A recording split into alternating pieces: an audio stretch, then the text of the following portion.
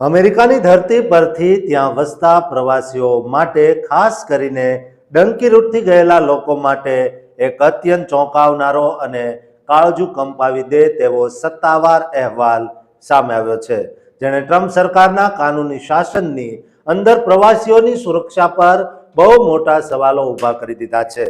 Trump સરકાર હવે યુએસસીઆઈએસ અને ઇમિગ્રેશન કોર્ટના તમામ નીતિ નિયમોને અતિશય આકરા અને કડક કરવા જઈ રહી છે, જેનાથી સામાન્ય માણસોની મુશ્કેલીઓ વધી જશે. સૌથી પહેલી મોટી વાત એ છે કે જે લોકોના કેસ ઇમિગ્રેશન કોર્ટમાં ચાલી રહ્યા છે અને જો તેઓ પોતાની નિયત તારીખ કે હિયરિંગ પર સમયસર નહીં પહોંચે તો તેમના પર બહુ જ કડક કાનૂની એક્શન લેવાશે.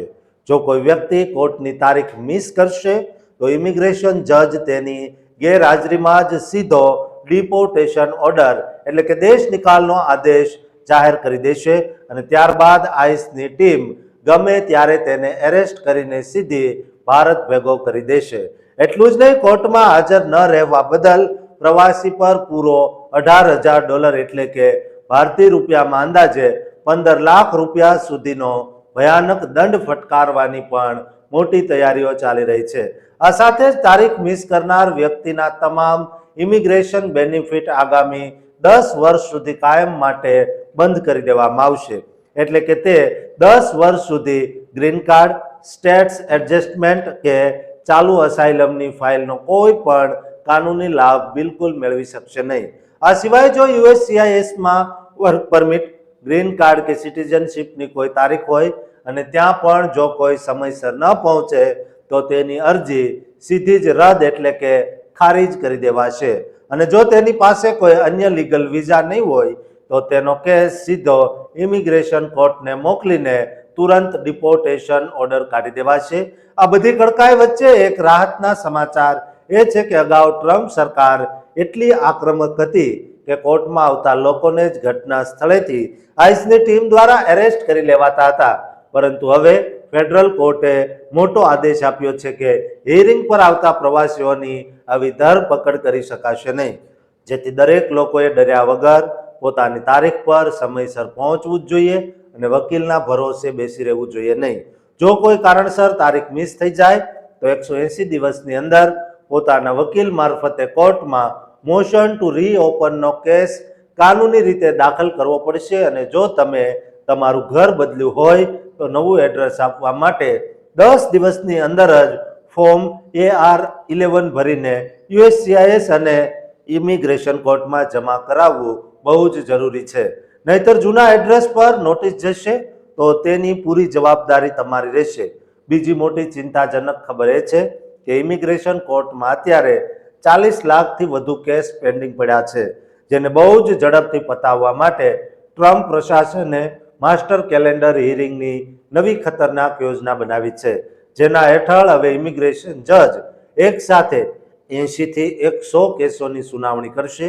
આ આયોજનના લીધે જે કેસોની સુનાવણી વર્ષ 2027, 2028 કે 29માં થવાની હતી તે કેસોને અત્યારે જુલાઈ 2026માં જ બોર્ડ પર લાવવાનું મોટું પ્લાનિંગ ચાલી રહ્યું છે. આનાથી નુકસાન એ જશે કે જજ પાસે એક વ્યક્તિ માટે માંડ 5 થી 10 મિનિટનો જ સમય હશે, જેથી કોઈ પણ પ્રવાસી પોતાના અધિકારો અને પક્ષ સાચી રીતે રજૂ નહીં કરી શકે અને તેના પર ડિપોર્ટેશન સ્વીકારવાનું ભારે માનસિક પ્રેશર ઊભું થશે. ટ્રમ્પ સરકાર આ પ્રક્રિયાને ફાસ્ટ ટ્રેક કરવા માટે જજોની સંખ્યા પણ વધારી રહી છે અને આ જ મહિનામાં મે 2026માં 153 નવા કાયમી અને અસ્થાયી જજોની સત્તાવાર ભરતી કરવામાં આવી છે. આ સંખ્યા 700 સુધી પહોંચાડવાની યોજના છે.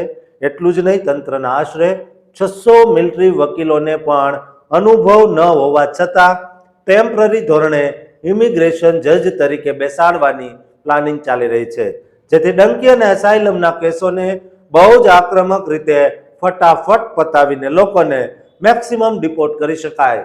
જે જજો પ્રવાસીઓની ફેવરમાં ચુકાદો આપતા હતા તેમને ટ્રમ્પ સરકાર ઓલરેડી હટાવી ચૂકી છે. ત્રીજી મોટી અપડેટ એ છે કે ટ્રમ્પ સરકારે 2 કેટેગરીને ખાસ ટાર્ગેટ કરી છે દોસ્તો, જેમાં પોલિટિકલ અસાઇલમ અને મેરેજ એટલે કે લગ્નના કેસોના ડોક્યુમેન્ટ્સ બહુ ફેક અને ફ્રોડ મળી રહ્યા હોવાથી તેની સઘન અને બહુ જ ઊંડી તપાસ કરવામાં આવી રહી છે. નકલી લગ્ન કરનારાઓ પર મોટી આફત આવવાની છે.